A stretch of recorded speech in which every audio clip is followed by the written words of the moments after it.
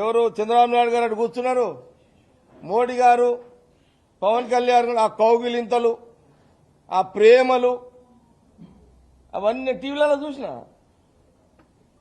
మరి ఆయన కూడా మరి పవన్ కళ్యాణ్ గారు కూడా మరి ఆడ ఉపన్యాసం దంచిండు.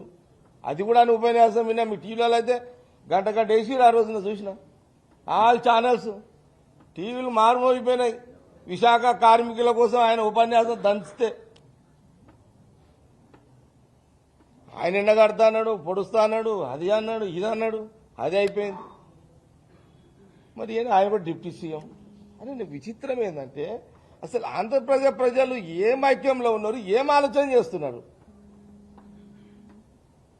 ప్రధానమంత్రి 11 years prime minister, Chandrababu Naidu గారు రెండోసారి ముఖ్యమంత్రి, జగన్ గారు ఒకసారి ముఖ్యమంత్రి, డిప్యూటీ సీఎం పవన్ కళ్యాణ్ గారు. ఈ ముగ్గురు హీరోలు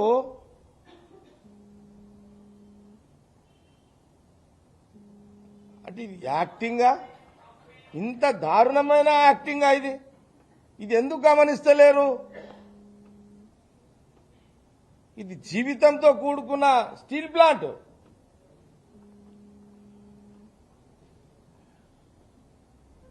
ఇంత అన్యాయం అండి ఇది. ఆంధ్రప్రదేశ్ ప్రజలు ఎంతో, నేనైతే బాగా, నేనేమి తక్కువ అంచనా వేస్తలేను ఆంధ్రప్రదేశ్ ప్రజలని.